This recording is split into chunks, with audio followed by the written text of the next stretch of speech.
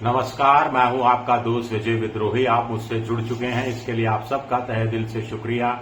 अगले 7-8 मिनट आपसे जुड़े रहने की कोशिश करूंगा। दोस्तों, दिमाग का दही हो चुका है। 3 बड़े सवाल बार बार उभर कर सामने आ रहे हैं।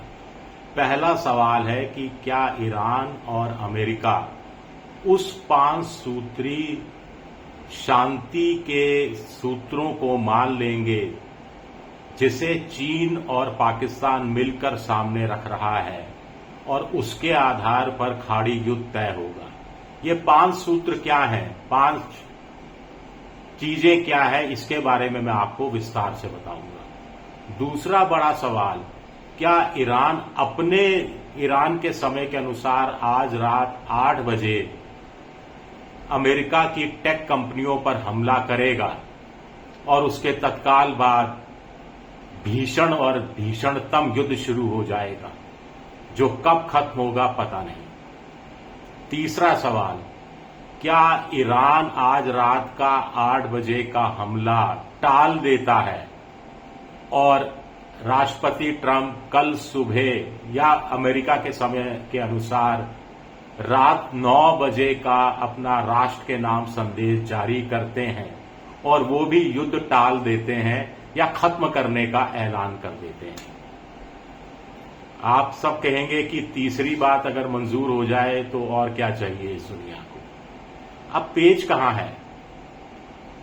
ईरान में जब आज रात के 8 बजे होंगे तो भारत में आज रात के 10 बजे होंगे और अमेरिका में दोपहर के 12 बजे होंगे।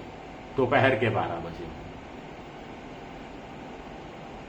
ट्रंप जब अमेरिका के स्थानीय समय के अनुसार वहां के हिसाब से आज रात 9 बजे राष्ट्र के नाम संबोधन देंगे तो भारत में सुबह के 6:30 बजे, गुरुवार के थर्सडे के 6:30 बजे होंगे और ईरान में गुरुवार के सुबह 4:30 बजे होंगे। तो ईरान के लिए क्या कल की सुबह एक खुशगवार मौसम लेकर आएगी? क्या भारत के लिए भी एक खुशगवार मौसम लेकर आएगी? ये बड़ा सवाल उठता है। सब कुछ मोटे तौर पर अब ईरान पर निर्भर करता है। ये तय है कि अगर ईरान ने अमेरिका की जो 18 से ज्यादा कंपनियां हैं, जिसमें एप्पल है, गूगल है, टेस्ला है, बोइंग है, आईबीएम है, मेटा है, माइक्रोसॉफ्ट है, इंटेल है, डेल है, एनवीडिया है, एचपी है, सिस्को है, इन पर ईरान अगर आज रात हमला नहीं करता है तो कहानी बदलने की सूरत निकलती हुई नजर आ सकती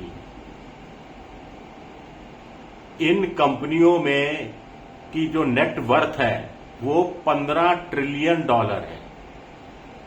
इस समय दुनिया के 2 ही देश हैं जिनकी अर्थव्यवस्था $15 ट्रिलियन से ज्यादा है। बाकी सब देशों की अर्थव्यवस्था $15 ट्रिलियन से कम की है। $15 ट्रिलियन छोड़िए, $10 ट्रिलियन आप मानकर चलिए, $8 ट्रिलियन से भी कम की है, $60 ट्रिलियन से भी कम की है।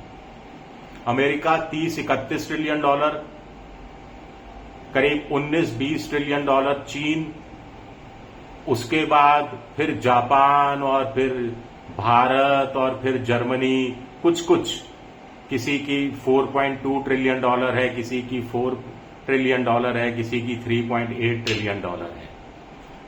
यानी तीसरे, चौथे, 5वें नंबर पर जो अर्थव्यवस्थाएं हैं वो मिलकर भी $15 ट्रिलियन नहीं बैठती, जितना इन सिर्फ 18 कंपनियों की, टेक कंपनियों की का कुल वर्थ है, एसेट है, वो बैठती है। और अगर अपने दोस्तों को क्या बचाने के लिए ट्रंप युद्ध टालने पर उतर आए हैं या फिर 2 तरफा मोर्चा नया खुल गया। एक तो ट्रंप को लगा कि ये टेक कंपनियों पर हमला हो गया तो बहुत बुरा हो जाएगा, अर्थव्यवस्था और खुद की उनकी राजनीति बुरी तरह से प्रभावित होगी। दूसरा, नाटो के देश, खासतौर से इटली ने, जर्मनी ने, फ्रांस ने, स्पेन ने, ब्रिटेन ने तगड़ी आंखें दिखाई हैं। तो क्या इस कारण ट्रंप मजबूर हो रहे हैं? ये भी अपने आप में एक बड़ा सवाल उठता है, क्योंकि ट्रंप ने कहा है कि हफ्ते 2 हफ्ते की बात है, हम अपनी मिलिट्री वापस ले आएंगे, युद्ध से निकल जाएंगे, भले ही समझौता हो या ना हो। आगे वो ये जरूर जोड़ रहे हैं कि ईरान तो भीख मांग रहा है समझौते के लिए, लेकिन अब प्रासंगिकता ही खत्म हो गई है। ट्रंप कह रहे हैं हमने जो अचीव करना था हमने अचीव कर लिया है। हरमुज की खाड़ी बंद रहे खुली रहे उससे ट्रंप साहब को कोई मतलब नहीं है। ट्रंप का कहना है कि वो ऐसी व्यवस्था करके जाएंगे अगले कुछ दिनों में कि ईरान अगले कई सालों कई दशकों तक परमाणु बम बनाने का सपना भी नहीं ले पाएगा। ये कहा जा रहा है ट्रंप के लिए।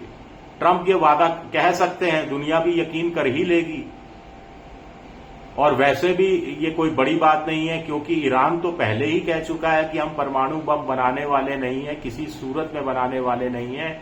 ना हमने बनाने की कोशिश की, ना हम बनाने की कोशिश कर रहे हैं, ना भविष्य में कोशिश कर रहे हैं। उल्टा युद्ध शुरू होने से पहले हरमुज की खाड़ी खुली हुई थी, सारे जहाज जा रहे थे, दोस्त देश के भी, दुश्मन देश के भी, हॉस्टाइल कंट्री के भी, फ्रेंडली कंट्री के भी, कोई टोल टैक्स भी नहीं देना पड़ रहा था। अब हरमुज की खाड़ी बंद है। हालांकि ईरान का कहना है बंद कहाँ है, खुली हुई है, सिर्फ दुश्मनों के लिए बंद है, लेकिन ये एक पॉलिटिकल स्टेटमेंट है। अब ईरान का तो मुंह में खून लग गया है। 17-18 करोड़ रुपए एक जहाज के लिए जा रहे हैं, $2 मिलियन। इस हिसाब से देखा जाए अगर 100 जहाज भी गुजरते हैं तो घर बैठे $200 मिलियन की आय हो रही है रोज की, ईरान को हो जाएगी। उधर यूरोप के देशों को लगता है कि ट्रंप ने हमें पहले तो पूछा नहीं, अकेले युद्ध में कूद पड़े, अब हमसे मदद मांग रहे हैं, हम काहे को मदद करें। इससे अच्छा तो यह है ईरान से कोई सूरत निकाल ली जाए, ईरान से कोई समझौता कर लिया जाए। उधर बड़ी तेजी से नजर डालते हैं कि जो चीन के विदेश मंत्री वांग ली से इशाक डार, पाकिस्तान के विदेश मंत्री मिलते हैं।